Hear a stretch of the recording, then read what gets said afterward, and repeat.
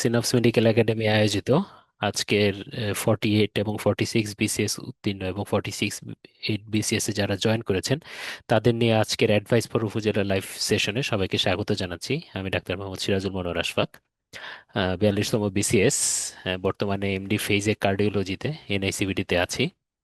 তো আজকের এই সেশনটা আসলে উপদেশ দেওয়ার জন্য না, কারণ উপদেশ দেওয়া খুবই সহজ। আহ, আসলে আমার কিছু এক্সপিরিয়েন্স, 2 বছর 5 মাস উপজেলায় ছিলাম। এই 2 বছর 5 মাস কিভাবে উপজেলায় কাটিয়েছি, কি কি সমস্যা ফেস করেছি, সেই সমস্যাগুলি আপনারা কিভাবে উতরে যেতে পারেন, এই বিষয়গুলি নিয়ে আমি আসলে আজকে আলোচনা করব। তো আমরা শুরুতেই একেবারে প্র্যাকটিক্যাল ইয়াতে চলে যায়, প্র্যাকটিক্যাল ইস্যুটাতে চলে যায়। সেটা হচ্ছে আমার কি ইতিমধ্যে অনেকেই, আমার কিছু জুনিয়র নক দিয়েছে, সেটা হচ্ছে যে ভাই 48 বিসিএস তো উপজেলায় জয়েন করেছি, আমাদের উদ্দেশ্য কি? আমাদের উদ্দেশ্য হচ্ছে আসলে আহ, চাকরি করে আসলে টাকা পয়সা ইনকাম করা। এটাই আমাদের প্রাইম উদ্দেশ্য। যতই আমরা সুগার কোটিং করি না কেন, মানব সেবা করব বা অন্য যাই কিছু করব, টাকাটা তো, আমরা টাকার বিষয়টাতে আসলে শুরুতে প্রথমে আসি। তো আপনার বেতন, আপনি যেহেতু একজন সরকারি কর্মচারী, সরকারি কর্মকর্তা, সেই হিসেবে আপনার বেতন হবে আসলে অনলাইনে, আইবাসের মাধ্যমে। আইবাস একটা ওয়েবসাইট। এই ওয়েবসাইটটা আসলে 2015 সালের আগে ছিল না, 2015 সালে নতুনভাবে ইন্ট্রোডিউস করা হয়েছে। তো আমরা সরাসরি ওয়েবসাইটে চলে যাই।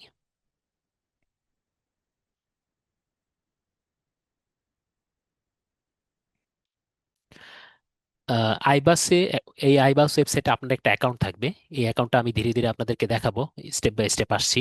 তার আগে আপনাকে যে কাজটা করতে হবে, আপনি যেহেতু একজন ক্যাডার কর্মকর্তা, এই মুহূর্তে আপনাকে সরকারি কর্মচারী হিসেবে আপনার পে ফিক্সেশন করতে হবে। তো পে ফিক্সেশন করতে গেলে সবার প্রথমে আপনার কিছু ডকুমেন্ট নিয়ে বসতে হবে।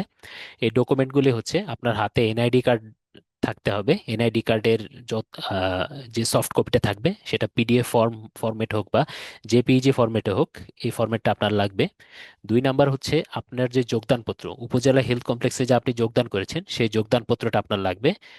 যোগদানপত্রে আপনার ইউএচএফপির সিগনেচার সিল থাকবে, তারিখ সহ।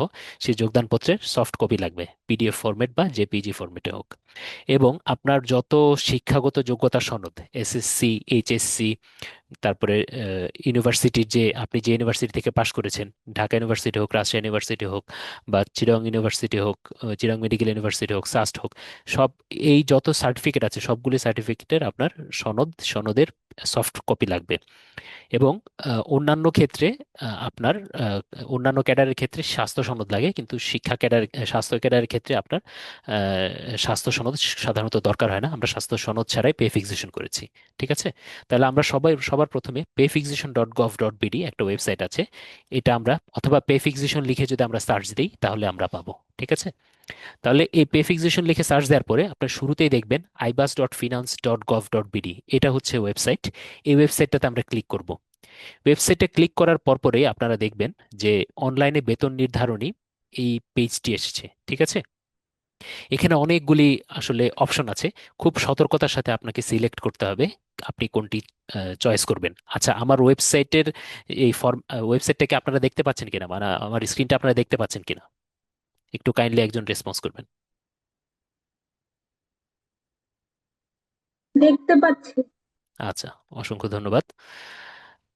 আপনারা তাহলে সবার প্রথমে আপনার যে কাজ, সেটা হচ্ছে আপনাকে কি করতে হবে, পে ফিক্সেশন করতে হবে। মানে আপনি কোন গ্রেডের কর্মকর্তা বা কোন গ্রেডের কর্মচারী, আপনার ইনিশিয়াল বেসিক পেটা কত, সেই পে ফিক্সেশনটাই শুরুতেই করার নামই হচ্ছে পে ফিক্সেশন। ঠিক আছে?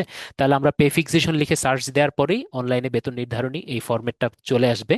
দেওয়ার পরে আপনি এখানে অনেকগুলি অপশন আছে, দেখেন এই অপশনগুলি কোনোটাই আপনার সিলেক্ট করার দরকার নেই। আপনি যেহেতু নতুন নিয়োগপ্রাপ্ত হয়েছেন, নতুন নিয়োগের মধ্যে 2টা অপশন আছে, একটা হচ্ছে নতুন নিয়োগ আর একটা হচ্ছে নতুন নিয়োগ নিয়োগ বেতন সংরক্ষণ। ঠিক আছে? বেতন সংরক্ষণ এই অপশনটা কারা সিলেক্ট করবে? যারা ধরেন আগে অন্য কোনো সরকারি চাকরিতে ছিলেন, যেমন ফ্যামিলি প্ল্যানিং এ ছিলেন, কিন্তু ফ্যামিলি প্ল্যানিং, আপনি সরকারি যেহেতু নবম গ্রেড নন ক্যাডার ছিলেন, সেখান থেকে আপনি ক্যাডারে উন্নীত হয়েছেন। তাহলে আগের যে চাকরি, সেই চাকরির যে ধারাবাহিকতাটা আপনি মেনটেন করবেন, সেজন্য আপনাকে বেতন সংরক্ষণে ক্লিক করতে হবে। এই বেতন সংরক্ষণ আপনি এখন করতে পারবেন না।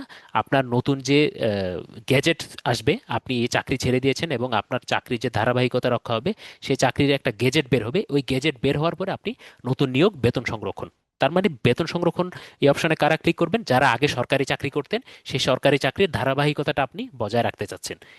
তারাই এই অপশনটা ক্লিক করবেন। এর বাইরে অন্য যারা আছেন তারা সবাই ওই নতুন নিয়োগ যে অপশন আছে সেই অপশনে আপনি ক্লিক করবেন।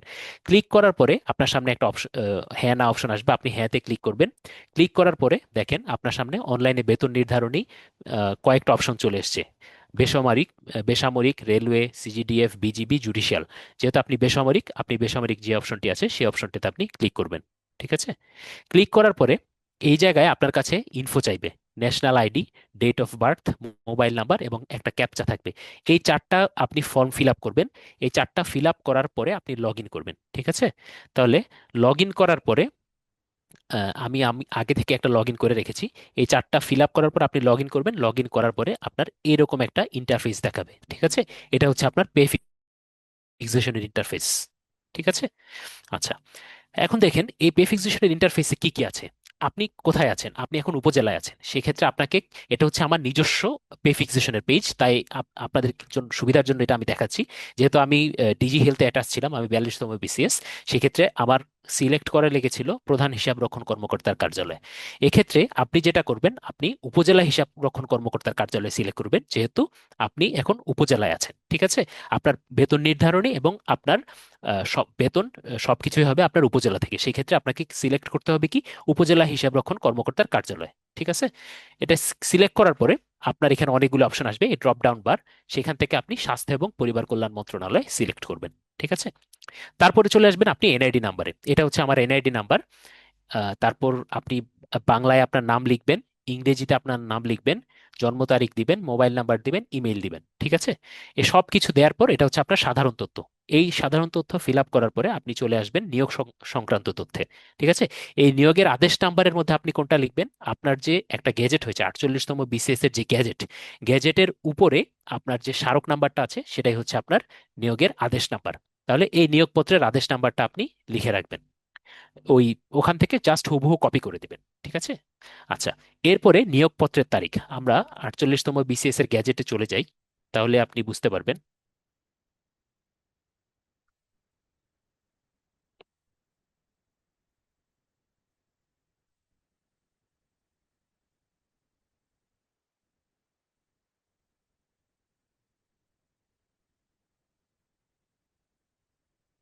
স্বাস্থ্য মন্ত্রণালয়।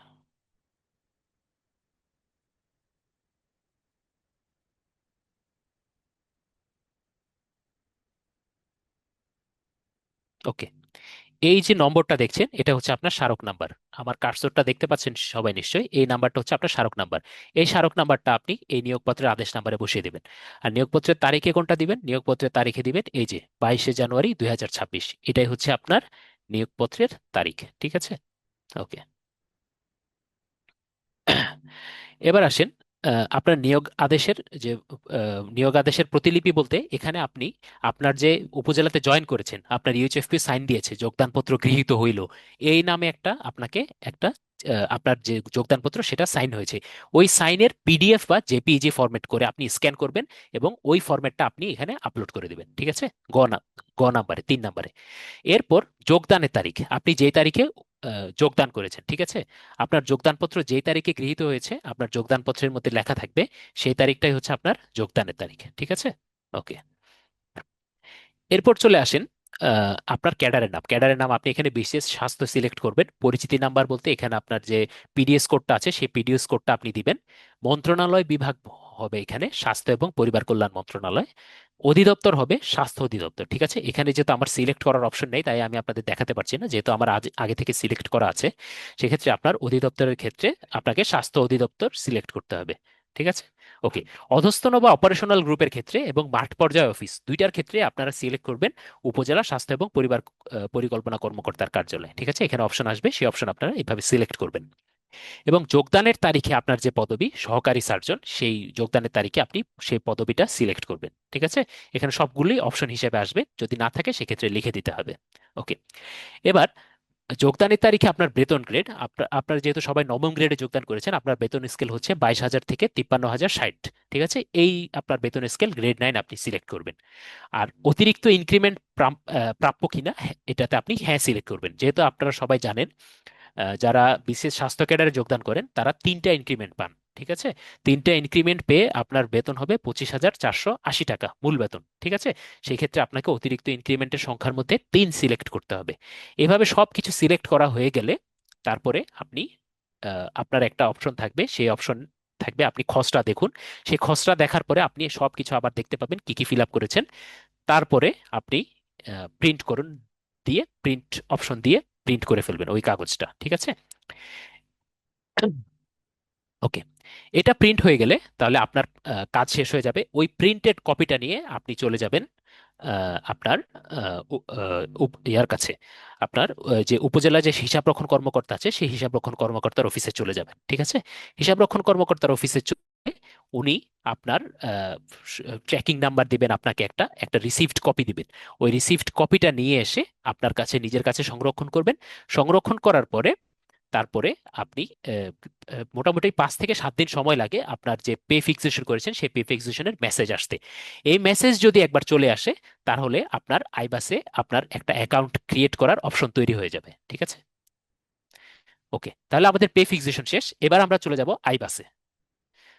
আইবাস কি? আইবাস হইতেছে আপনার একটা integrated budget and accounting system, budget management and accounting system. এই সিস্টেমের মাধ্যমে আপনি আপনার যত বেতন বিল, ফেস্টিভ্যাল বিল যা যা আছে সবকিছু আপনি দাখিল করতে পারবেন। ঠিক আছে? তাহলে আমরা আইবাসে চলে যাই। আইবাস .gov.bd এটা দিয়ে যদি আপনি সার্চ দেন তাহলে আপনার এরকম একটা ইন্টারফেস আসবে। ঠিক আছে? Welcome to আইবাস plus plus.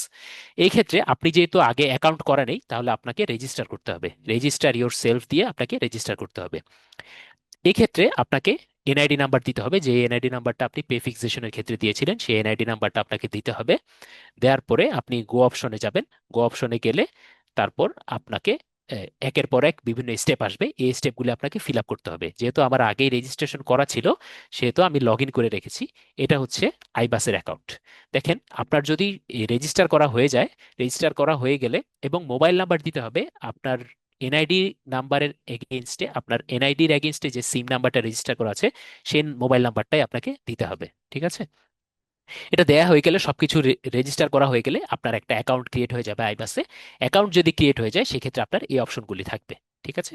দেখেন এখানে হচ্ছে পে বিল। এই পে বিলের ক্ষেত্রে আপনাকে সাবস্টেনসিভ গ্রেড এন্ট্রি করতে হবে, বিভিন্ন গ্রেড এন্ট্রি করতে হবে। এগুলো আপনারা ধীরে ধীরে নিজেরা করলেই বুঝতে পারবেন। যদি কোনো সমস্যা হয় আপনারা আমাকে নক দিতে পারেন। তারপরে দেখেন বিল সাবমিশন, তারপরে পার্শিয়াল বিল সাবমিশন, ফেস্টিভ্যাল বিল সাবমিশন। আপনারা বিল সাবমিশন বেতন যখন করবেন, যেহেতু আমি আগেই বিল সাবমিট করে রেখেছি এবং আমার আগেই লগ ইন করে রেখেছি, আমার সেশনটা আসলে এক্সপায়ার হয়ে গেছে। তো এই এরকম একটা ইন্টারফেস আসলে আপনারা এইভাবে বিল সাবমিট করে দিতে পারবেন। ঠিক আছে? ওকে, তাহলে গেল আপনার পে ফিক্সেশন এবং আইপাস। ঠিক আছে? তো এই পে ওই ফিক্সেশন এবং আমার একটা কোশ্চেন ছিল এখানে। জি, একটু আবার বলবেন। ভাই আমার একটা কোশ্চেন ছিল। জি জি, ওই যে বলেন। আমার যে ফোন নাম্বারটা সবখানে আমি ইউজ করেছি, হুম হুম ওটা হুম। আসলে অনেক আগে কেনা, যখন আমার এনআইডি ছিল না। আচ্ছা তাহলে আচ্ছা। আমি আইবাসের জন্য আবার একটা নিউ এনআইডি, মানে সিম ইউজ করব, যেটা হচ্ছে আমার এনআইডি দিয়ে হ্যাঁ হ্যাঁ ইয়ে হ্যাঁ, করা যায়? অবশ্যই আপনার যে সিম নাম্বারটা আপনি ব্যবহার করবেন, মোবাইল নাম্বারটা ব্যবহার করবেন, সেটা আপনার নামে রেজিস্ট্রেশন থাকতে হবে, না হলে আইপাস আপনার আচ্ছা ওই ইয়াটা নিবে না। ঠিক আছে? আচ্ছা ঠিক আচ্ছা, আছে। ঠিক আছে। তাহলে তাহলে হ্যাঁ। আমি যেটা বললাম, প্রথমে আপনাদের পে ফিক্সেশনের কাজ রেডি করতে হবে, তারপরে হচ্ছে আপনাকে আইবাসের কাজ করতে হবে। এই ক্ষেত্রে আপনার যত ডকুমেন্টস লাগবে, ঠিক আছে, যা যা আপনি এখন পর্যন্ত ডকুমেন্টস, এখন একেবারে এসএসসি সার্টিফিকেট থেকে শুরু করে এসএসসি সার্টিফিকেট, এইচএসসি সার্টিফিকেট, তারপর হচ্ছে আপনার এমবিবিএস এর সার্টিফিকেট, ইন্টার্নশিপের সার্টিফিকেট, বিএমডিসি সার্টিফিকেট, তারপরে হচ্ছে আপনার আপনি যে 48তম বিসিএস এ রিকমেন্ডেড হয়েছেন, এই রিকমেন্ডেড হওয়ার পর আপনার যে রিকমেন্ডেড পিএসসি যে আপনাকে একটা রেজাল্ট শিট দিয়েছে, সেই রিকমেন্ডেশনের যে আহ, আপনার ফাইল, সেই ফাইলটা, তারপরে 48তম জনপ্রশাসন মন্ত্রণালয় যে আপনাকে গ্যাজেট দিয়েছে ওই গ্যাজেটটা আপনার লাগবে। এরপর স্বাস্থ্য মন্ত্রণালয় যে আপনাকে পদায়ন করেছে ওই পদায়নের কপিটা লাগবে। তাহলে আপনার যতগুলি কাগজ আছে সবকিছু আপনি আজকে থেকে গুছিয়ে ফেলেন, খুব ভালোভাবে গুছিয়ে ফেলেন, এবং যে কাজটা করবেন এই কাগজগুলি সবগুলি আপনি স্ক্যান করে ফেলবেন। সেটা কম্পিউটারের দোকানে গিয়ে হোক বা নিজের মোবাইলে হোক। সবচেয়ে ভালো হয় যদি ভালো রেজলিউশনে স্ক্যান করতে পারেন। স্ক্যান করে সেই স্ক্যানের পিডিএফ ফরম্যাটটা আপনি আপনার গুগল ড্রাইভে সেভ করে রাখবেন।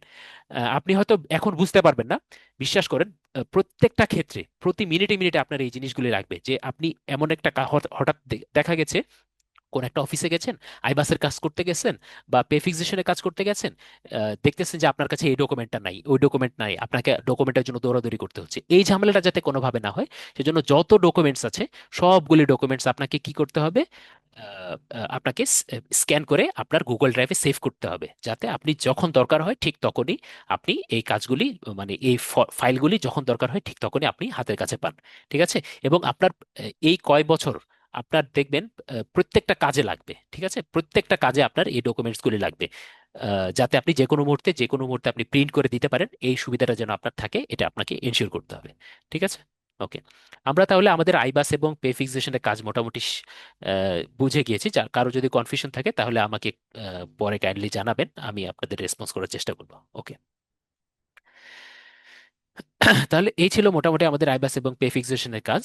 আহ, এবার চলে আসি আমরা উপজেলা লাইফ আমরা আসলে কিভাবে কাটাবো সেই বিষয় নিয়ে আমি কিছু সংক্ষিপ্ত ডিসকাশন করব। রমজান মাস আসলে সকলের এনার্জি প্রায় শেষের দিকে। আমি 15-20 মিনিটের মধ্যে শেষ করে দেবো ইনশাল্লাহ।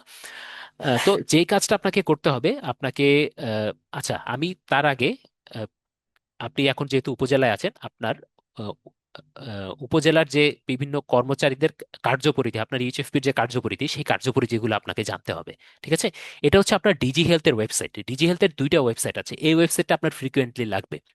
একটা হচ্ছে old DGHS dot gov dot BD, এই যে আপনারা দেখতে পাচ্ছেন old DGHS dot gov dot BD. এখানে আপনারা অনেকগুলি রিসোর্স পাবেন, ডাটা পাবেন। তারপর হচ্ছে আপনার যারা আপনার এমওডিসি আছেন তাদের আপনার অনেকগুলি বই লাগবে, সহায়িকা লাগবে। এই সহায়িকাগুলি আপনারা এই ওয়েবসাইটটাতে পাবেন। আর আরেকটা হচ্ছে নতুন যে ডিজিএইচএস এর ওয়েবসাইট, সেই ডিজিএইচএস এর ওয়েবসাইট আপনারা পাবেন। ঠিক আছে? আমি এখন ওল্ড ডিজিএইচএস এর ওয়েবসাইটে আছি। এই ওল্ড ডিজিএইচএস এর ওয়েবসাইটে আপনারা ঢুকলেই কার্যপরিধি দেখতে পাবেন। ঠিক আছে? একজন সিভিল সার্জনের কাজ কি, একজন ইউএইচএফপি এর কাজ কি, একজন পরিসংখ্যান সহকারী বা আপনার যে স্ট্যাটিস্টিশিয়ান আছে তার কাজ কি, কমিউনিটি ক্লিনিকে সিএইচসিপি যারা আছে তাদের কাজ কি, স্বাস্থ্য সহকারীদের কাজ কি, এই কাজগুলি আপনি একটু কাইন্ডলি জেনে নেবেন। জেনে নিলে আপনার এই 2 বছরে উপজেলা লাইফটা অনেক সহজ হয়ে যাবে। ঠিক আছে? দেখেন, এখানে আপনারা যারা এমওডিসি হবেন তাদের জন্য এই কাজটা খুব গুরুত্বপূর্ণ। এমওডিসি না হলেও আপনাকে যে কোনো সময় এমওডিসির কাজ করা লাগতে পারে। যেহেতু আপনার এমওডিসি যে কোনো মুহূর্তে বদলি হয়ে যেতে পারে, ডেপুটেশনে চলে যেতে পারে, সেই ক্ষেত্রে বা এমওডিসির অ্যাবসেন্সে আপনাকে এই কাজগুলি করা লাগতে পারে। তাহলে আমাদের সংক্ষেপে জেনে নিতে হবে যে একজন কমিউনিটি ক্লিনিকে আসলে যে সিএইচসিপি থাকেন তিনি কি কাজ করেন। ঠিক আছে? আচ্ছা, সিএইচসিপির সিএইচসিপির কাজগুলি এখানে সম্ভবত দেয়া আছে। এই যে অনেকগুলি কাজ আছে। আচ্ছা, কমিউনিটি ক্লিনিক কয়টা থাকে? একটা উপজেলায় যতগুলি ইউনিয়ন থাকে প্রত্যেক ইউনিয়নে সাধারণত 3টা করে ওয়ার্ড থাকে। ওই প্রত্যেকটা ওয়ার্ডেই কি থাকে, আপনার একটা করে কমিউনিটি ক্লিনিক আইডিয়ালি থাকার কথা। ঠিক আছে? ওই কমিউনিটি ক্লিনিক যে চালায় বা কমিউনিটি ক্লিনিকে যে স্বাস্থ্য সেবা প্রদান করে তার নাম হচ্ছে community health care provider, CHCP সংক্ষেপে বলি আর কি। তাদের কাজ কি? তারা হচ্ছে সপ্তাহে 6 দিন বসবে। সপ্তাহে 6 দিন, সকাল 9টা থেকে বিকাল 3টা পর্যন্ত বসবে, সপ্তাহে 6 দিন। এই সপ্তাহে 6 দিন তারা স্বাস্থ্যসেবা প্রদান করবে। স্বাস্থ্যসেবার মধ্যে কি কি আছে? তারা ব্লাড প্রেশার চেক করবে, তারা গ্লুকোমিটার দিয়ে ডায়াবেটিস চেক করবে।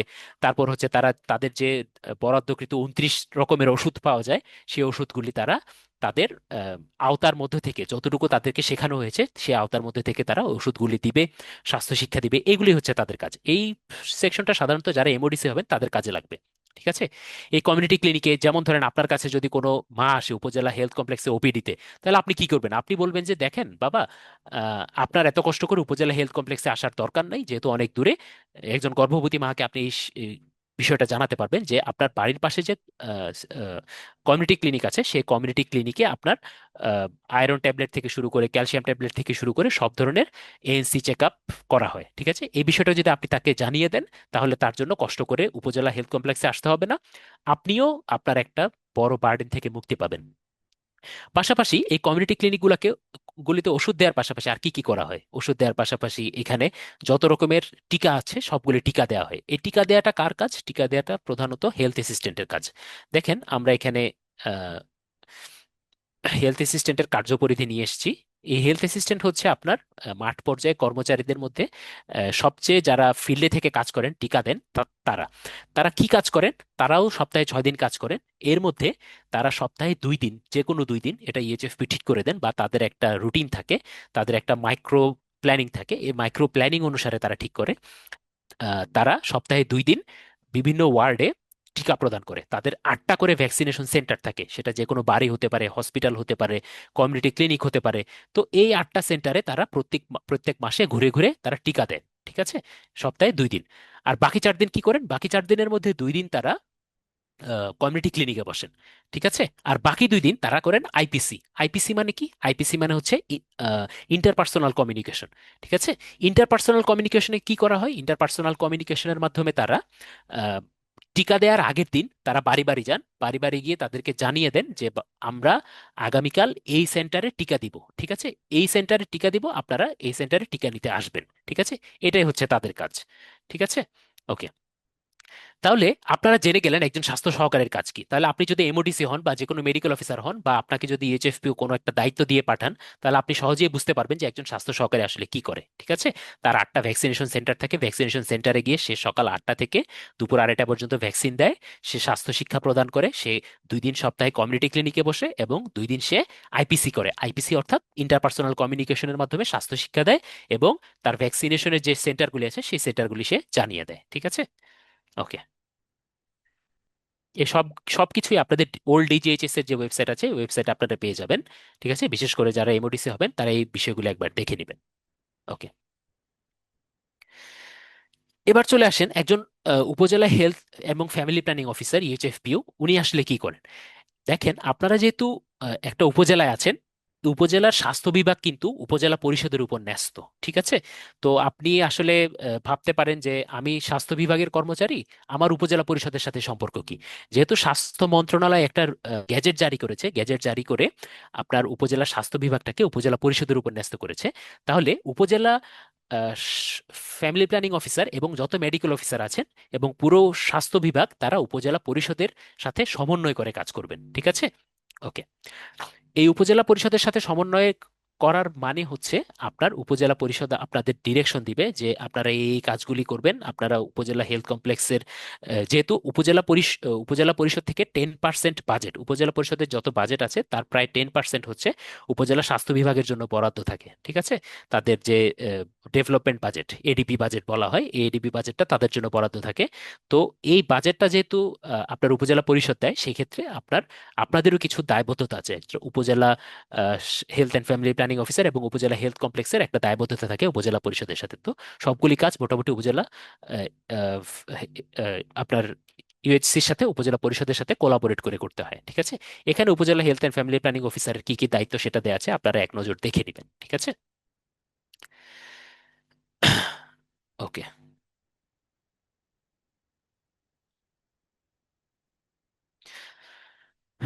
আচ্ছা, এক্ষেত্রে আমি আরেকটা জিনিস আপনাদেরকে বলে রাখি। আপনার উপজেলা আহ, যেহেতু আপনি উপজেলা হেলথ অ্যান্ড ফ্যামিলি প্ল্যানিং অফিসারের আন্ডারে কর্মরত আছেন, আপনার ইমিডিয়েট যে বস, আপনার ইমিডিয়েট যে সুপারভাইজার, তিনি হচ্ছেন ইএইচএফপিও। তার নির্দেশনা অনুযায়ী আপনাকে সবকিছু করতে হবে, তার কাছ থেকে আপনাকে ছুটি নিতে হবে, তার মাধ্যমে আপনার সকল ফাইল আসলে অগ্রগামী হবে। ঠিক আছে, তো তার সকল বৈধ আদেশ আপনাকে মেনে চলতে হবে, এই কাজটা আপনাকে করতে হবে।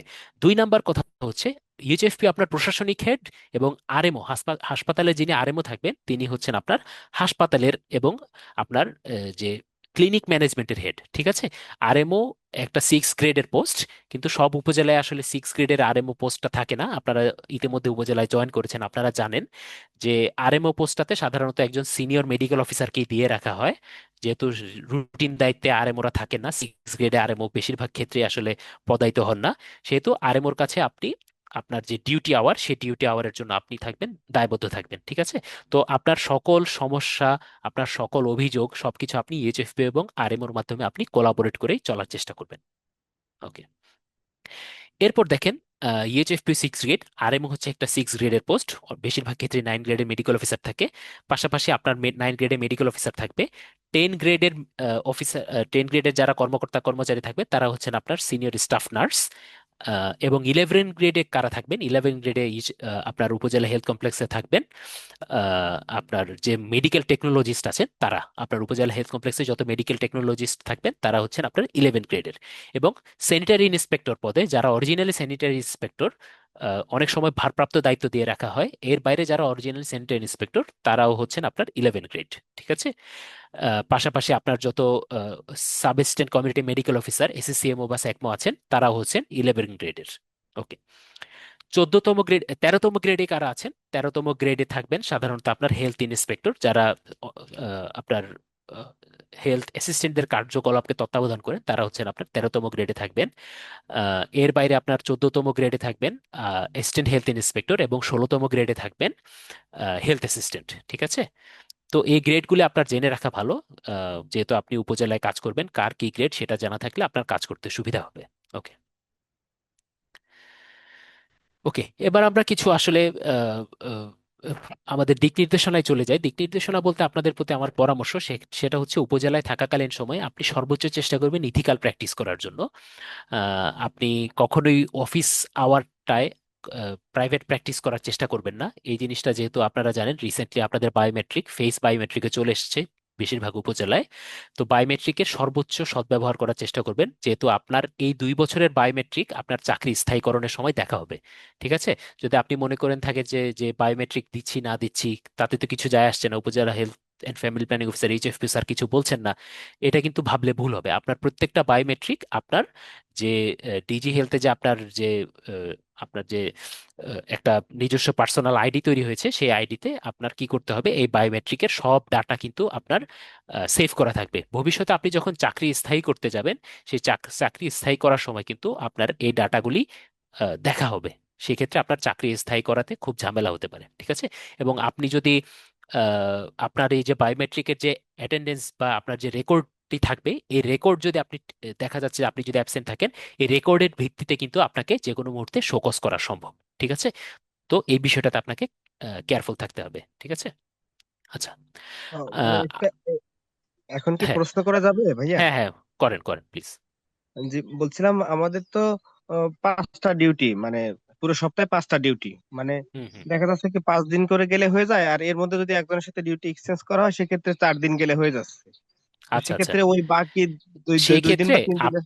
হ্যাঁ, হ্যাঁ, সেই ক্ষেত্রে আপনার আপনার আমরা যেটা মেডিকেল কলেজে বা অন্যান্য জায়গায় যেটা করে এসেছি সেটা হচ্ছে আপনাকে যে কাজটা করতে হবে, যে ধরেন আপনি নাইট ডিউটি করছেন। ঠিক আছে। নাইট ডিউটিতে আপনি রাত 8টা বাজে একটা ফিঙ্গারপ্রিন্ট দিবেন। 12টা বাজে, রাত 12টা বাজে আপনি যদি আরেকটা ফিঙ্গারপ্রিন্ট দেন, বা পরের দিন সকালে যদি আপনি আরেকটা বের হওয়ার সময় আরেকটা ফিঙ্গারপ্রিন্ট দেন, সেক্ষেত্রে কিন্তু আপনার 2 দিন কাউন্ট হয়ে যাচ্ছে। ঠিক আছে। মানে 12 ঘন্টা কিন্তু আপনার কাউন্ট ও, হয়ে জি যাচ্ছে। জি জি জি জি, ঠিক আছে। বুঝতে পারছি। এই হ্যাঁ, পদ্ধতিটা মেনটেন বুঝতে করবেন, যে পারছি। যাতে 2 দিন ধরে আপনার একটা ডিউটিতেই যাতে 2 দিন কাভার হয়ে যায়, এটার চেষ্টা করবেন। ঠিক আছে। জি জি, বুঝতে পারছি ভাই। ওকে। ধন্যবাদ। ওকে, ঠিক আছে। আচ্ছা, একজন অফিসার হিসেবে আপনি যে কাজটা করবেন সেটা হচ্ছে আপনার সবার সাথে খুব ভালো সম্পর্ক রাখতে হবে, কিন্তু একই সাথে অ্যাপ্রোপ্রিয়েট ডিস্টেন্স রাখতে হবে। আপনি যদি দুইজন আপনার অফিসের ক্লার্কদের সাথে বা ওনাদের সাথে একসাথে বসে চা সিগারেট খাচ্ছেন, বা এমন ভাবে মিশে যাচ্ছেন যাতে আপনার পার্সোনাল ডিগনিটিটা হ্যাম্পার হচ্ছে, সেই ক্ষেত্রে কিন্তু আপনি আপনার অফিসার সুলভ ভাবটা বজায় রাখতে পারবেন না, এবং আপনার কমান্ড কিন্তু থাকবে না। ঠিক আছে। এই জিনিসটা আপনাকে সবসময় খেয়াল রাখতে হবে। ওকে। আপনার সাথে কর্মক্ষেত্রে আপনার রেগুলার স্যাকমো নার্স এবং ওয়ার্ড বয় ইন্টারাকশন হবে। ঠিক আছে। তাদেরকে আপনি সর্বোচ্চ সম্মান দিবেন। ঠিক আছে। আপনি কখনো তাদেরকে অসম্মান করে কথা বলবেন না, কিন্তু যে কাজটা করতে হবে আমি ইতিমধ্যে বলেছি, যে আপনার পজিশনটা আপনি খেয়াল রাখবেন। তাদেরকে আপনি সাহেব সম্বোধন করবেন বা নার্স সম্বোধন করবেন। এই সম্বোধন করার মাধ্যমে আপনি তাদের সাথে যে একটা আন্তরিকতা পূর্ণ সম্পর্ক সেটাও বজায় রাখলেন, এবং তাদের সাথে একই সাথে যে ডিস্টেন্স, যে আপনার পজিশনের যে একটা ডিগনিটি, সেই ডিগনিটিটাও আপনি মেনটেন করতে পারবেন। ঠিক আছে। ওকে। এটা আমি অলরেডি বলে ফেলেছি। আর আরেকটা বিষয় হচ্ছে, কখনো আপনি আপনার অধস্তন, যতই আপনার জুনিয়র হোক, তাদের কখনো তুমি বলার চেষ্টা করবেন না। সবসময় চেষ্টা করবেন আপনি বলার। ঠিক আছে। আনলেস যদি খুব বেশি ইয়াং হয়, সেটা বাদে সবসময় চেষ্টা করবেন আপনি বলে সম্বোধন করার। ওকে। আচ্ছা, এখানে অন্যান্য অফিসারদের সাথে আপনার আচরণটা কেমন হবে? আপনার যে সিনিয়র মেডিকেল অফিসার আছেন, আপনি 48তম বিসিএস, আপনার উপরে 42তম বিসিএস আছে, 43তম বিসিএস আছে, 45তম বিসিএস আছে, 46 যেহেতু আপনাদের একই সাথে জয়েন করেছে, এর বাইরে আপনার 39তম বিসিএস, অন্য যত বিসিএস আছে তাদের সবাইকে আপনি রেসপেক্টফুল ভঙ্গিতে কথা বলবেন, এবং তাদেরকে প্রপার যে রেসপেক্ট সিনিয়র হিসেবে সেই রেসপেক্টটা দিবেন। তাহলে আপনারা আপনার তাদের কাছ থেকে প্রপার যে হেল্প, সেই হেল্পটা আপনারা পাবেন। ঠিক আছে। আপনার ইউএইচএফও কে আপনি সবসময় স্যার সম্বোধন করবেন। ঠিক আছে। স্যার বা ম্যাডাম যে যাই হোক সেটা সম্বোধন করবেন। এবং আরএমও যদি 6 গ্রেডের হন, তাহলে আরএমও কে অবশ্যই স্যার সম্বোধন করতে হবে। আদারওয়াইজ আরএমও যদি আপনার একই বিসিএস এর হন বা সিনিয়র বিসিএস এর হন, সেক্ষেত্রে আপনি ভাইয়া ডাকতে পারেন বা আপু ডাকতে পারেন, সমস্যা নেই। ওকে। মেডিকেল রিপ্রেজেন্টেটিভদের ক্ষেত্রে যে বিষয়টা আমি সব সময় বলে থাকি সেটা হচ্ছে যে আপনি তাদের প্রতি রেসপেক্টফুল হন, কিন্তু কখনো তাদের কাছ থেকে আননেসেসারি হেল্প নেবেন না, এবং তাদের সাথে কখনো মোটরসাইকেল একই সাথে মোটরসাইকেলে যাবেন, এদিক যাবেন, চেম্বারে যাচ্ছেন, এই কাজটা কাইন্ডলি করবেন না। এই কাজটা যদি করেন তাহলে আপনি আপনার উপজেলা হেলথ কমপ্লেক্স এবং অন্যান্য সকল জায়গায় তাদের কাছ থেকে রেসপেক্টটা হারিয়ে ফেলবেন। ঠিক আছে? তো এই বিষয়টা সবসময় খেয়াল রাখবেন। ওকে। এবার চলে আসেন অন্যান্য ক্যাডারের সাথে আপনার রিলেশনটা কেমন হবে। দেখেন, আপনি যেহেতু উপজেলায় আছেন, উপজেলায় আপনাকে সবসময় যে বিষয়টা মাথায় রাখতে হবে, আপনি যে কোনো মুহূর্তে বিপদে পড়তে পারেন। এই বিপদে আপনার কাছে এগিয়ে আসবে কে? আপনার কাছে এগিয়ে আসবে, আপনার যে কোনো সাহায্যে এগিয়ে আসবে আপনার উপজেলার যে আইন শৃঙ্খলা এবং প্রশাসনের যারা আছেন, তারা কিন্তু আপনার যে কোনো সমস্যায় এগিয়ে আসবেন। ঠিক আছে? এই ক্ষেত্রে আপনাকে অবশ্যই আপনার যে পুলিশ আছে, পুলিশের ওসি থেকে শুরু করে এসআই পর্যন্ত সকলের সাথে একটা ভালো সম্পর্ক রাখবেন। যেহেতু ওসি এবং এসআইরা ফ্রিকোয়েন্টলি আপনার কাছে ইনজুরি সার্টিফিকেটের জন্য আসবেন এবং বিভিন্ন কাজে আপনার কাছে হেল্প চাইবেন, তো তাদেরকে সর্বোচ্চ চেষ্টা করবেন তাদের এই হেল্পটা দেওয়ার জন্য। যদি এই হেল্পটা দেন তাহলে তারাও আপনার যে কোনো বিপদে এগিয়ে আসবে। ঠিক আছে? আরেকটা বিষয় হচ্ছে, আপনার উপজেলায় প্রশাসনের সর্বোচ্চ কর্মকর্তা হচ্ছে একজন উপজেলা নির্বাহী কর্মকর্তা। যেহেতু উনি একজন 6 গ্রেড অফিসার, তাকে আপনি সবসময় স্যার সম্বোধন করবেন। এবং যদি সম্ভব হয়, আপনারা 48 বিসিএস যারা জয়েন করেছেন তারা চেষ্টা করবেন যে এই একজন উপজেলা নির্বাহী কর্মকর্তার অফিসে গিয়ে তার কাছে একটা কার্টিসি ভিজিট বা কার্টিসি কল দেওয়ার জন্য। ঠিক আছে? তার সাথে সবাই ভিজিট করে আসবেন এবং আহ, তাকে উপজেলা হেলথ কমপ্লেক্সের পক্ষ থেকে সর্বোচ্চ সহযোগিতার আশ্বাস প্রদান করবেন। তাহলে উনি কিন্তু কনভিন্সড হবে এবং যে কোনো বিপদে, যে কোনো সমস্যায় তিনি আপনার পাশে থাকবেন। ঠিক আছে? আচ্ছা, এখানে আরেকটা বিষয় হচ্ছে, আপনার এই উপজেলাতে বিভিন্ন গ্রেডের কর্মকর্তা থাকেন। 6 গ্রেড কর্মকর্তা কারা কারা একটু দেখে নিন। উপজেলা health and family planning officer, EHFP 6 grade কর্মকর্তা। আপনার যে জুনিয়র কনসালটেন্ট আছেন তারা হচ্ছেন 6 গ্রেড কর্মকর্তা। অ্যাডমিন ইউনো হচ্ছেন 6 গ্রেড কর্মকর্তা। এবং সিনিয়র ফিশারি অফিসার অর্থাৎ মৎস্য মৎস্য কর্মকর্তা এবং আপনার এগ্রিকালচারাল অফিসার 6 গ্রেড না, উনি হচ্ছেন 9 গ্রেড। এবং আপনার লাইভ স্টক যে অফিসার আছেন, উপজেলা লাইভ স্টক অফিসার, তিনি হচ্ছেন আপনার 6 গ্রেড কর্মকর্তা। সম্ভব হলে তাদেরকে আপনারা স্যার সম্বোধন করবেন। এর বাইরে 9 গ্রেড কর্মকর্তা কারা কারা আছেন? তারা হচ্ছেন আপনি মেডিকেল অফিসার, আপনি 9 গ্রেড কর্মকর্তা। এগ্রিকালচারাল এক্সটেনশন অফিসার আছেন, তিনি 9 গ্রেড কর্মকর্তা। এসিল্যান্ড বা অ্যাসিস্ট্যান্ট কমিশনার, উনি 9 গ্রেড কর্মকর্তা। ঠিক আছে? এরা হচ্ছে ক্যাডার। ঠিক আছে? কিন্তু তারা অফিসের না। ওকে।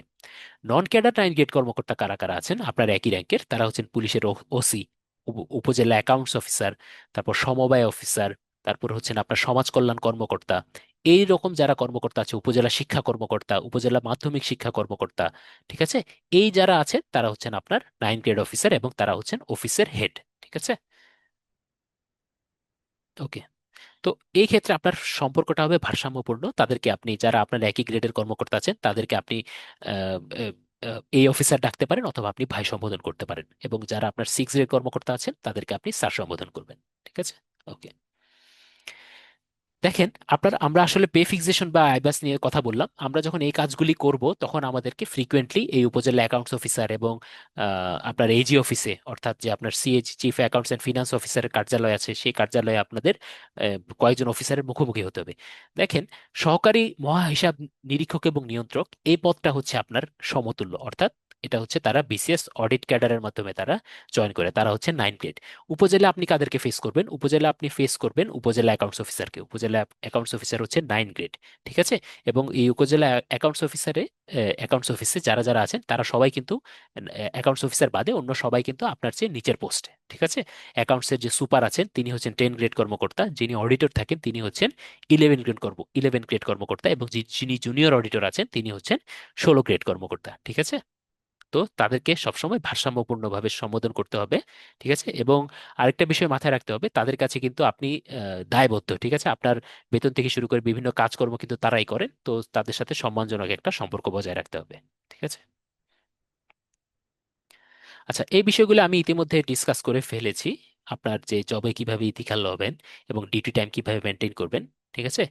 আর আরেকটা বিষয় হচ্ছে, আমরা সবসময় চেষ্টা করব একজন অফিসার সুলভ গেট আপ নিয়ে থাকার জন্য। আমি কখনো শু না পরে বা ইন না করে কখনো যাব না, কখনো একটা টি শার্ট পরে কখনো ডিউটিতে যাব না, বা আমি একটা জিন্স প্যান্ট পরে কখনো ডিউটি অ্যাটেন্ড করব না। ঠিক আছে? সবসময় আমি ফর্মাল ড্রেস আপে থাকবো, যাতে আপনি সেই উপযুক্ত সম্মানটা আপনার একই সাথে রোগীদের কাছ থেকেও পান এবং আপনার সহকর্মীদের কাছ থেকেও পান। তো একটা প্রশ্ন ছিল ভাইয়া। হ্যাঁ, হ্যাঁ, শিওর।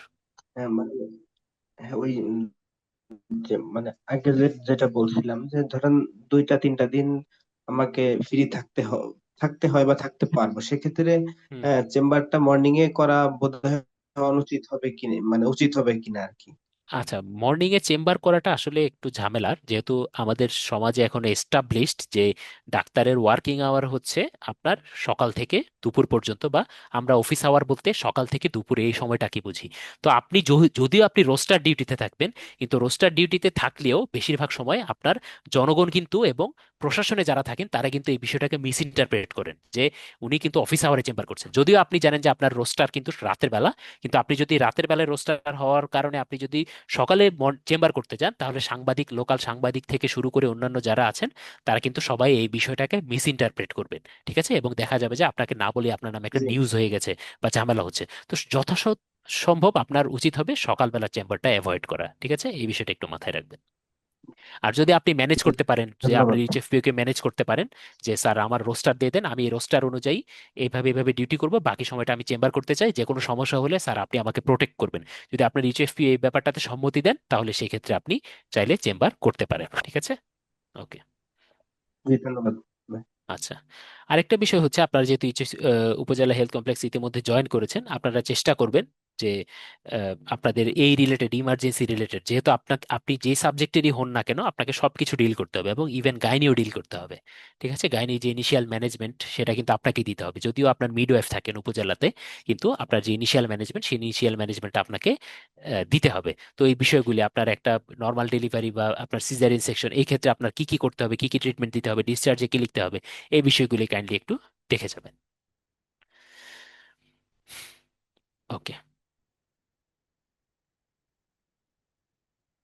আপনি যখন ওপিডিতে বসবেন বা আপনি যখন ইমার্জেন্সিতে বসলেন, সেই ক্ষেত্রে আপনার প্রধান কাজ হবে রোগীর সাথে যথাসম্ভব ঠান্ডা মাথায় কুল বিহেভিয়ারের মাধ্যমে রোগীকে বোঝানো, এবং যতটুকু পারেন ততটুকু আপনার উচিত হবে, যত দূর যাওয়া সম্ভব আপনি কাউন্সিলিং করবেন। ঠিক আছে, আপনি দেখবেন প্রায় উপজেলায় কিন্তু গ্যাদারিং হয়। আপনি এতদিন ধরেন মেডিকেল কলেজে সার্ভিস দিয়েছেন, মেডিকেল কলেজে আপনি সাথে ইন্টার্ন ছিলেন, আপনার বিশাল একটা কলিগ ছিলেন, একটা বড় গ্রুপ ছিলেন, স্টাফ ছিলেন। কিন্তু উপজেলা হেলথ কমপ্লেক্স কিন্তু এই বিষয়টা লিমিটেড, এবং ওখানে যারা রোগী হিসেবে আসেন তারা কিন্তু স্থানীয়, এবং তারা একটা প্রভাব খাটানোর চেষ্টা করেন। তো এটা কিন্তু খুব সতর্কতার সাথে ডিল করতে হবে, এবং কখনো উত্তেজিত হওয়া যাবে না। আপনাকে যে কাজটা করতে হবে, খুবই ঠান্ডা মাথায় তাদেরকে বুঝিয়ে বলতে হবে, এবং প্রয়োজন অনুসারে আপনি আপনার উপজেলা ইউএইচএফপি কে কল দিবেন, আরএমও কে কল দিবেন, এবং কল দিয়ে যে সিচুয়েশনটা তৈরি হবে সেই সিচুয়েশনটা সর্বোচ্চভাবে আপনি মিনিমাইজ করার চেষ্টা করবেন। কখনোই আপনি উত্তেজিত হয়ে তাদের সাথে যদি আপনি পাল্টা দেখাতে চান, তাহলে কিন্তু সেই ক্ষেত্রে আপনার ক্যাটাস্ট্রফি হয়ে যেতে পারে। ঠিক আছে, তো সর্বোচ্চ চেষ্টা করতে হবে আপনাকে ঠান্ডা মাথায় পরিস্থিতিটা হ্যান্ডেল করার জন্য। ঠিক আছে। আর আরেকটা বিষয় হচ্ছে, আপনাকে সবার নাম্বার সেভ রাখতে হবে। আপনি যে কোনো বিপদে পড়লেন, ওসি সাহেবের নাম্বার, আপনার ইউনিয়নে যে দায়িত্বরত এসআই আছেন ওই এসআই এর নাম্বার রাখবেন। আপনার যে ইউএনও সাহেব আছেন, ইউএনও সাহেবের নাম্বার রাখবেন। আপনি যে কোনো বিপদে তাদেরকে আপনি কল দিবেন। ঠিক আছে। ওকে। আর আরেকটা বিষয় হচ্ছে, আপনার স্টোরে কি কি, আপনার যে স্টোর কিপার আছেন তার মাধ্যমে আপনি জেনে নেবেন। ঠিক আছে, আরএম এর মাধ্যমে আপনি জেনে নেবেন যে স্টোরে কি কি আছে, আপনার কি কি মেডিসিন সাপ্লাই আছে সবকিছু, এবং কি কি সার্ভিস সাপ্লাই দেওয়া সম্ভব এখানে, ইনস্ট্রুমেন্ট কি কি সাপ্লাই আছে, সেই বিষয়গুলো আপনি জেনে নেবেন, যাতে যে কোনো মুহূর্তে আপনি যদি কারো মুখোমুখি হন সেই উত্তরটা আপনি দিতে পারেন। ঠিক আছে, রোগীরাও যদি আপনার কাছে জানতে চায়, সেই উত্তরটা যাতে আপনি দিতে পারেন।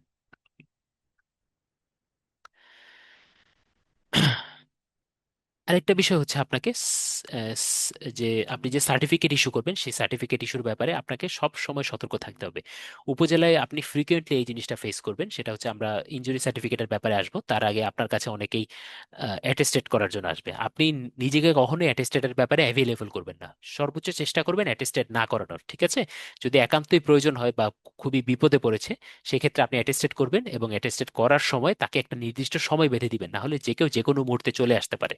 তাকে বলবেন যে উপজেলা হেলথ কমপ্লেক্সে এই সময়ে মঙ্গলবার বা বুধবার এতটা থেকে এতটা আমি অ্যাটেস্টেড করাই, এই সময় আপনারা আসবেন। ঠিক আছে, যদি নির্দিষ্ট শিডিউলের বাইরে যদি সবসময় অ্যাটেস্টেড করাতে থাকেন, তাহলে আপনার উপর একটা অতিরিক্ত বার্ডেন বা বোঝা তৈরি হবে। ঠিক আছে, এবং যে কোনো ডকুমেন্ট অ্যাটেস্টেড করার আগে আপনি অবশ্যই মেইন কপি চেক করে নেবেন। মেইন কপি চেক করার আগে আপনি কখনো অ্যাটেস্টেড করাবেন না। ওকে। যে কাজটা আপনাকে রেগুলার করতে হবে সেটা হচ্ছে ইনজুরি সার্টিফিকেট দিতে হবে। দেখেন, এটা একটা ইনজুরি সার্টিফিকেটের ফরম্যাট। এর বাইরে আপনার সরকারিভাবে ডিজিএইচএস এর পক্ষ থেকে আপনার একটা ইনজুরি সার্টিফিকেটের ফরম্যাট দেয়া আছে। এটা যদি আমি পাই আপনাদের দেখাচ্ছি। এটা সম্ভবত আপাতত এখানে নাই। ওকে, যদি পাই আমি আপনাদের গ্রুপে শেয়ার করে দেব। এই ইনজুরি সার্টিফিকেট অনেকটা এই ফরম্যাটে হয়। ইনজুরি সার্টিফিকেট আপনাকে ডিটেইলস, আপনি তো সার্টিফিকেট সাথে সাথে দিবেন না, আপনার একটা রেজিস্টার খাতা থাকবে আপনার ইমার্জেন্সিতে। সেই ইমার্জেন্সিতে আপনি আপনার যে ল্যাসিরেশন, যে উন্ডগুলি আছে, উন্ডের সব ডিটেলস আপনি এই সার্টিফিকেটে যেভাবে লিখতে হয় সেই সার্টিফিকেটের সেই রেজিস্টারে আপনি ঠিক হুবহু সেভাবে লিখে রাখবেন। ঠিক আছে? যেমন ধরেন এখানে দেখা যাচ্ছে একটা ল্যাসিরেটেড উন্ড দেখা যাচ্ছে।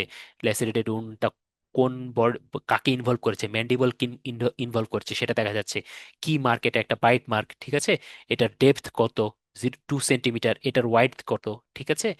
এটার আপনার লেন্থ কত, এই ডিটেলস আপনি লিখে রাখবেন আপনার ওই রেজিস্টার খাতাতে। ঠিক আছে? এবং এই ইনজুরিটা আপনার কতক্ষণ আগে হয়েছে সেই ইনজুরির সময়টা আপনি লিখে রাখবেন, এজ অফ দ্য ইনজুরি, এবং এটা কোন টাইপের ইনজুরি। ঠিক আছে? এটা ব্লান্ট ইনজুরি না শার্প ইনজুরি, এই জিনিসটা আপনি লিখে রাখবেন। আরেকটা হচ্ছে নেচার অফ দ্য ইনজুরি। এই জিনিসটা খুবই গুরুত্বপূর্ণ। এই জিনিসটার উপর ডিপেন্ড করবে, অনেক কিছু ডিপেন্ড করবে। এই নেচারের উপর ডিপেন্ড করে কিন্তু আপনার যে দেখা যাচ্ছে যে কোনো যে ইনজুরি করেছে বা আসামির আসামির কিন্তু আপনার গ্রিভাস হার্টের কারণে বা সিম্পল হার্টের কারণে আসলে কোর্টে অনেক বেশি ঝামেলা হয়ে যায়। যদি আপনি একই রোগ দেখা যাচ্ছে যে আপনার সিম্পল হার্ট কিন্তু আপনি দিয়ে দিলেন গ্রিভাস হার্ট, তাহলে গ্রিভেস হার্ট দেওয়ার কারণে কিন্তু ওই রোগীর ওই যার এগেনস্টে কমপ্লেন করা হয়েছে তার কিন্তু 14 বছরের উপরে জেল হয়ে যেতে পারে। এবং আপনি যদি ওটা আসলেই গ্রিভাস হার্ট না হয় তাহলে কিন্তু কোর্টে আপনি খুব সমস্যার সম্মুখীন হবেন। তো এই ব্যাপারে আপনাকে সতর্ক থাকতে হবে যে আপনি সিম্পল হার্ট দিচ্ছেন বা গ্রিভাস হার্ট দিচ্ছেন, কখন দিচ্ছেন, এবং সর্বোচ্চ চেষ্টা করবেন গ্রিভেস হার্ট অ্যাভয়েড করার জন্য। ঠিক আছে? যদি গ্রিভেস হার্ট দেন তাহলে গ্রিভেস হার্টের যে আমরা 8টা ক্রাইটেরিয়া পড়েছি সেই 8টা ক্রাইটেরিয়ার সাথে অবশ্যই মিলতে হবে। এই ক্রাইটেরিয়াগুলো আপনাকে জেনে নিতে হবে। ঠিক আছে? এবং আপনি যে যখন সার্টিফিকেট ইস্যু করবেন ওই সার্টিফিকেট ইস্যু করার সময় ইচএফপি বা আরএমওর আপনার একটা কাউন্টার সিগনেচার থাকতে হবে। আপনার নিজের সিগনেচার থাকবে এবং ইউএফপি এবং আরএমওর কাউন্টার সিগনেচার থাকবে। এই বিষয়গুলো আপনি এনশিওর করবেন। এবং ওই রোগীর নাম, ঠিকানা, এনআইডি নাম্বার থেকে শুরু করে যত ডিটেলস আছে সব ডিটেলস আপনি লিখে রাখবেন, যাতে পরবর্তীতে আপনার সার্টিফিকেট ইস্যু করতে সুবিধা হয়। সার্টিফিকেট যেহেতু আপনি ইমিডিয়েটলি ইস্যু করবেন না, পরে ইস্যু করবেন, তো রেজিস্টার খাতাটা আপনি খুব চমৎকারভাবে সুন্দরভাবে মেনটেন করবেন। আরেকটা বিষয় হচ্ছে, আপনার কাছে এসে বলবে অনেকেই যে রোগীর পার্টি বা আপনার যে যিনি আক্রান্ত হয়েছেন তারা এসে বলবেন যে স্যার ইনজুরি এভাবে এভাবে হয়েছে, এই ধারা দেন ওই ধারা দেন। আপনি বলবেন যে আমি লিখে রেখেছি, যাই আমি যা পেয়েছি সেটা আমি লিখে রেখেছি, আপনি আপনার মতো করে লিখবেন। ওই রোগী যাই বলুক না বলুক, ওরা তো আর আপনার ইংলিশ লেখাটা বা আপনি কিভাবে লিখছেন সেটা বুঝবে না। তো আপনার এক্স্যাক্টলি যা আসছে সেটাই আপনি লিখবেন। কখনো টাকার লোভে পড়ে বা ওইটার লোভে পড়ে বা চাপে পড়ে কখনোই আপনি এই ইনজুরিটাকে কখনো বদলাবেন না। কারণ মনে রাখবেন, আপনি যদি একবার এই ইনজুরি নিয়ে যদি কোর্টে প্রশ্নের সম্মুখীন হন তাহলে কিন্তু আপনার চাকরি নিয়ে টানাটানি হয়ে যেতে পারে। ঠিক আছে? এবং আপনার এগেনস্টে অ্যাকশন নেওয়া হয়ে নিতে হতে পারে। তো সেই ক্ষেত্রে আপনি বিশাল ঝামেলায় পড়বেন। তো সততাই হচ্ছে সর্বোৎকৃষ্ট পন্থা। আমরা যেটা বলি যে আপনি সততার মাধ্যমে নিজের ডিসিশনে স্ট্রিক্ট থাকবেন এবং এটাই সবসময় মেনটেন করার চেষ্টা করবেন। ইভেন যদি আপনাকে ইউনো, ওসি বা আপনার এইচএফপিও যদি বলে, তাহলে আপনি যা দেখেছেন যা পেয়েছেন সেটাই বলবেন। ঠিক আছে? এটা হচ্ছে একটা আপনার ফরম্যাট, ইনজুরি সার্টিফিকেটের ফরম্যাট, এটা আপনারা পেয়ে যাবেন উপজেলায়। আরেকটা বিষয় আপনারা ফ্রিকুয়েন্টলি পাবেন সেটা হচ্ছে আপনার ফিটনেস সার্টিফিকেটের জন্য আসবে। ফিটনেস সার্টিফিকেট না দেওয়ার চেষ্টা করবেন যতদূর সম্ভব, এটা আরএমওর মাধ্যমে দিতে পারলেই ভালো। তাও যদি আপনার পরিচিত কেউ থাকে বা আপনার আত্মীয় স্বজন থাকে তাহলে সেই ক্ষেত্রে যদি ফিটনেস সার্টিফিকেট দিতে হয় তাহলে এই ফরম্যাটটা আপনারা অনুসরণ করতে পারেন। এটা আপনারা সার্চ দিলেই পেয়ে যাবেন, বা ইউএচএফপি এর কাছে বা আপনার উপজেলা হেলথ কমপ্লেক্সে এটার কপি জমা থাকে, সেখান থেকে আপনারা ফিটনেস সার্টিফিকেটের এই ফরম্যাটটা আপনারা নিয়ে নিতে পারেন। ঠিক আছে? এটা আপনার হেড ক্লার্কের কাছে বা আপনার যে প্রধান সহকারী বা আপনার পরিসংখ্যানবিদ তাদের কাছে এটা থাকে, এটা আপনারা নিয়ে নেবেন। ওকে। আর অনেক সময় আপনার সিকনেস সার্টিফিকেট দেওয়া লাগতে পারে বা ফিটনেস সার্টিফিকেট দেওয়া লাগতে পারে, এই হচ্ছে আপনার সেটার ফরম্যাট। এই ফরম্যাটটা আপনারা উপজেলায় পেয়ে যাবেন। ওকে। এবার তো গেল আমরা উপজেলা কি কি করব, এটা আপনারা আসলে কাজ করতে করতে প্রত্যেকটা উপজেলা যেহেতু ইন্ডিভিজুয়াল কাজ করতে করতে বুঝে যাবেন। আপনারা যে কাজটা করবেন, উপজেলায় গিয়ে যাদের ডিগ্রি করা নাই বা যারা কোনো কোর্সে নাই কিংবা যারা এফসিপিএস কোর্সেও আছেন বা এফসিপিএস করেছেন কিন্তু এমডি করা নাই, তাদের আপনার প্রধান কাজ হবে রেসিডেন্সি পরীক্ষার প্রিপারেশন নেওয়া। এই ব্যাপারটা কেন বললাম, আমি নিজে এই জিনিসটার ভুক্তভোগী। 2 বছর পর আমি আমার এফসিপিএস পার্ট 1 করা ছিল, কিন্তু দেখা যাচ্ছে 2 বছর পর আমি আর কোনোভাবেই ট্রেনিং পোস্ট পাচ্ছি না, যেহেতু বাংলাদেশের বিভিন্ন মেডিকেল কলেজ হাসপাতালগুলিতে আসলে ট্রেনিং পোস্ট খুবই অল্প, ট্রেনিং পোস্টে আসা খুবই কষ্টসাধ্য। সেক্ষেত্রে আপনাকে যে কাজটা করতে হবে, রেসিডেন্সির প্রিপারেশন নিয়ে রাখতে হবে। এবং আমি আলটিমেটলি ট্রেনিং পোস্ট না পেয়ে পরবর্তী 1 বছর গ্যাপ দিয়ে আমাকে আবার রেসিডেন্সি পরীক্ষা দিয়ে রেসিডেন্সি কোর্সে আসতে হয়েছে। তো এই কাজটা আপনাদের ইনিশিয়ালি করে রাখতে হবে। এখন দেখেন, যারা এই পার্বত্য উপজেলায় পোস্টেড হয়েছেন, কিংবা যারা আপনার বিভিন্ন আমি একটা দুর্গম লিস্ট দিয়ে দিয়েছি, টোটাল 16টা দুর্গম উপজেলা আছে, এবং পার্বত্য এলাকায়, পার্বত্য জেলাগুলিতে যতগুলি উপজেলা আছে সবগুলি দুর্গম। এই টোটাল যতগুলি আপনার উপজেলা আছে, এই উপজেলায় যারা যারা পোস্টেড হয়েছেন, তারা এখন থেকেই রেসিডেন্সি, যারা রেসিডেন্সি কোর্সে নাই তারা রেসিডেন্সি প্রিপারেশন নিতে থাকেন, ঠিক আছে? এই উপজেলাতে যারা পোস্টেড হয়েছেন তারা রেসিডেন্সি প্রিপারেশন নিবেন, রেসিডেন্সি প্রিপারেশন নিয়ে 1 বছরের মাথায় আপনারা ব্যাক করতে পারবেন। ওকে, এই লিস্টটা আপনারা দেখেন, টোটাল আপনার 12টা সাবজেক্ট আছে। এই 12টা সাবজেক্টে যারা পরীক্ষা দিবেন, তারা আপনারা বাংলাদেশের যেখানেই থাকেন না কেন, যে উপজেলায় থাকেন না কেন, তারা পরীক্ষা দেওয়ার মাধ্যমে, যে রেসিডেন্সি পরীক্ষায় অ্যাটেন্ড করেই আপনারা 1 বছরের মাথায় আপনারা ডেপুটেশনের মাধ্যমে চলে আসতে পারবেন। দেখেন, সবগুলি basic subject: anatomy, physiology, biochemistry, pharmacology, pathology, microbiology, forensic, community, virology এবং ল্যাবরেটরি মেডিসিন। আর অন্যান্য সাবজেক্টের মধ্যে আছে আপনার ট্রান্সফিউশন মেডিসিন এবং অ্যানেস্থেশিয়া। এই সাবজেক্টগুলিতে আপনারা দ্রুত মানে 1 বছরের মাথায় আপনারা ডেপুটেশনের আদেশ, মানে ডেপুটেশন অর্ডার বের করে আপনারা 1 বছরের মাথায় উপজেলা থেকে চলে আসতে পারবেন, ঠিক আছে? ওকে, এখন দেখেন আপনারা আসলে কিভাবে প্রিপারেশন নেবেন এই উপজেলায় 1 বছরের জন্য। এই 1 বছরের উপজেলা প্রিপারেশন নেওয়ার জন্য আপনাদের সাথে আমরা সিনাপস মেডিকেল একাডেমি আছি। সিনাপস মেডিকেল একাডেমির রেসিডেন্সি অনেকগুলি ব্যাচ আছে, 4টা ব্যাচ। আপনাদের intensive care core batch, long batch এবং এলটিকিউএস ব্যাচ আছে। এর পাশাপাশি আমাদের আছে exam with extensive solve class batch এবং অনলি এক্সাম ব্যাচ। এই ব্যাচগুলিতে আপনারা এনরোল করার মাধ্যমে নিজের রেসিডেন্সি প্রিপারেশনটাকে সর্বোচ্চ বুস্ট আপ করতে পারবেন, ঠিক আছে? এর বাইরে যারা, যদি আপনারা কোনো ব্যাচে ভর্তি হতে ইচ্ছুক না হন, তাহলে সেক্ষেত্রে মনে করছেন যে এখন আমি আপাতত পড়াশোনা করব শুধু, পরে গিয়ে ব্যাচে ভর্তি হবো, সেক্ষেত্রে আমাদের রেসিডেন্সি কিওয়ার্ড আছে। রেসিডেন্সি কিওয়ার্ড এখন থেকে পড়া শুরু করতে পারেন, এবং 1 বছর বা 2 বছরের মধ্যে আপনারা সর্বোচ্চ প্রিপারেশন নিয়ে নিজের প্রস্তুতিটাকে এগিয়ে রাখতে পারেন।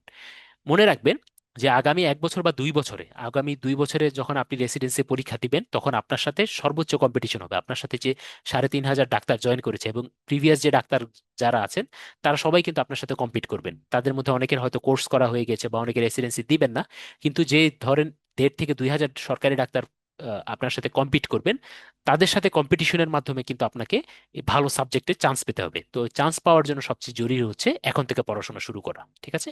এই বিষয়টা মাথায় রাখবেন। আরেকটা বিষয় হচ্ছে, আপনাকে চাকরি করা চলাকালীন সময় আপনার যত সার্ভিস রুলস আছে, সবগুলি সার্ভিস রুলস আপনাকে ভালোভাবে জেনে নিতে হবে, ঠিক আছে? আপনারা এই বই দুইটি কিনে নেবেন। আপনার প্রধান কাজ হচ্ছে এই বইগুলিতে ছুটি সম্পর্কিত যত বিধানাবলী আছে এবং অন্যান্য যত আপনার চাকরি রিলেটেড বিধানাবলী আছে, সেই বিধানাবলীগুলি আপনি ডিটেইলস পড়বেন। কারণ কি, আপনি এই বিষয়টা নিজে জানার জন্য পড়বেন, এবং আপনি যেহেতু একজন ক্যাডার কর্মকর্তা, আপনাকে কিন্তু আপনার চাকরি স্থায়ী করতে হবে। তো চাকরি স্থায়ী করার জন্য আপনার কি কি দরকার হবে? আপনার 3টা কাজ করতে হবে। 1 নম্বর হচ্ছে আপনাকে ডিপার্টমেন্টাল পরীক্ষা পাশ করতে হবে। এই ডিপার্টমেন্টাল পরীক্ষায় কিন্তু এই চাকরির বিধানাবলী বই থেকে অনেকগুলি কোয়েশ্চেন আসে, বাংলাদেশ সার্ভিস রুলস থেকে আপনার কোয়েশ্চেন আসে। এই যদিও সার্ভিস রুলস আপনি দেখেই আনসার করতে পারবেন, 3টা পেপার থাকে: পেপার 1, পেপার 2, পেপার 3। পেপার 1 হচ্ছে আপনাকে মুখস্থ আনসার করতে হবে। মুখস্থ আনসারের মধ্যে আপনাকে ছুটির বিধানাবলী থাকবে, বাংলাদেশ সম্পর্কিত কোয়েশ্চেন থাকবে, সংবিধান সম্পর্কিত কোয়েশ্চেন থাকবে, ঠিক আছে? আর সার্ভিস রুলস এর মধ্যে আপনার পেপার 2-তে যে বিষয়গুলি থাকবে, সেটা হচ্ছে আপনার ফিনান্সিয়াল রুলস থেকে কোয়েশ্চেন আসবে, সার্ভিস রুলস থেকে কোয়েশ্চেন আসবে। এই বিষয়গুলি আপনার আসবে, এটা আপনি দেখে দেখে আনসার করতে পারবেন, সেকেন্ড পেপার। আর থার্ড পেপারের ক্ষেত্রে আপনার মেডিকেল রিলেটেড কোয়েশ্চেন থাকবে, ঠিক আছে? মেডিকেল রিলেটেড কোয়েশ্চেনের মধ্যে আপনার কমিউনিটি ক্লিনিক থেকে কোয়েশ্চেন আসতে পারে।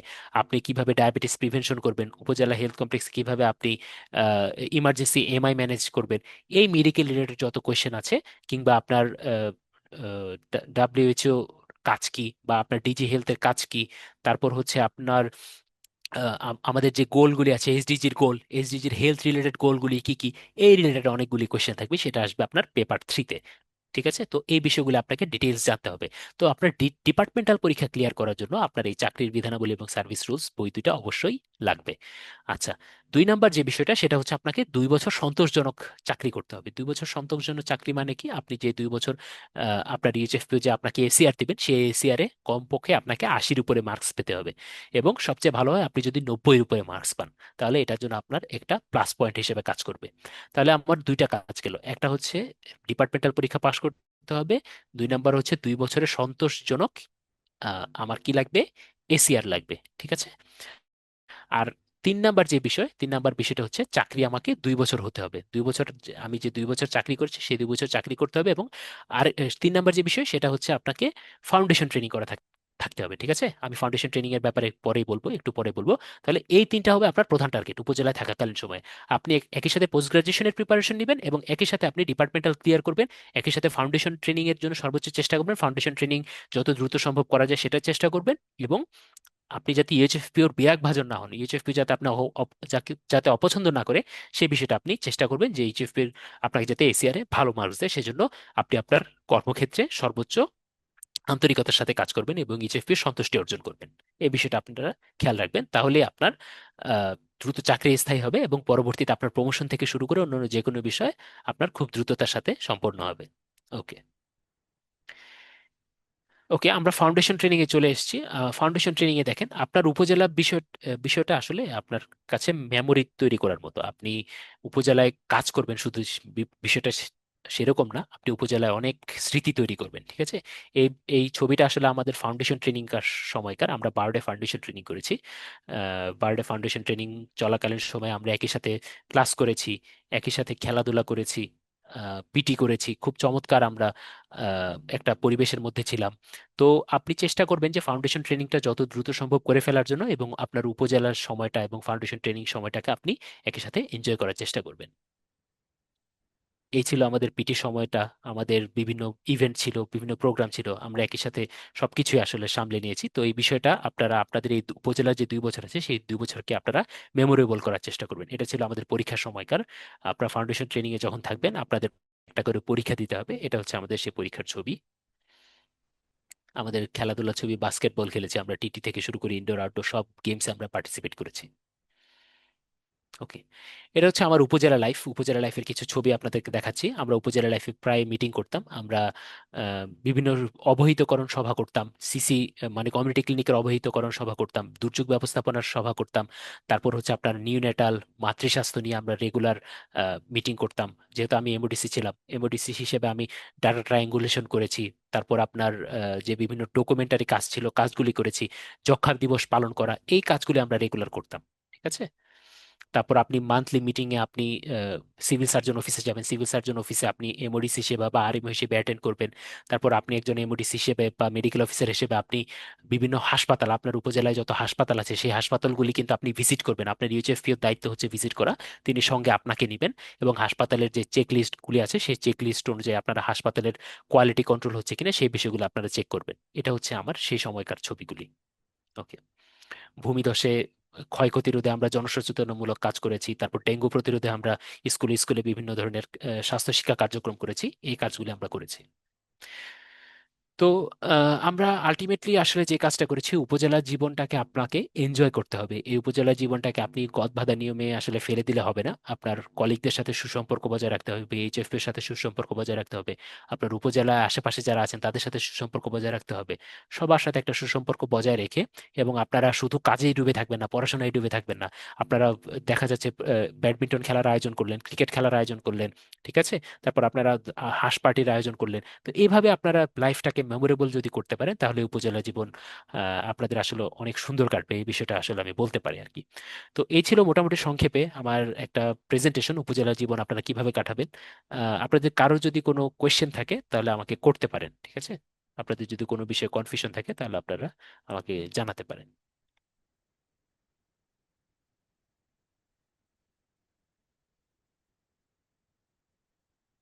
আচ্ছা, যদি কারো কোনো প্রশ্ন না থাকে তাহলে আমরা আজকের সেশনটা এখানে শেষ করছি। ভবিষ্যতে আপনাদের যে কোনো কোয়েরি নিয়ে আমাকে প্রশ্ন করতে পারেন, আমি আপনাদের প্রশ্নের সর্বোচ্চ উত্তর দেওয়ার চেষ্টা করবো আর কি। আর আইবাস রিলেটেড বা আপনার এই যে পে ফিক্সেশন রিলেটেড যদি কোয়েশ্চেন থাকে, আপনারা আমাকে পার্সোনালি মেসেজ করতে পারেন, আমি উত্তর দেওয়ার চেষ্টা করব। তো আজকের এই সেশনটা এখানেই শেষ করছি। সিনাপস মেডিকেল একাডেমিতে আপনাদের সবাইকে আবারও স্বাগত জানাচ্ছি। ধন্যবাদ। আসসালামু আলাইকুম।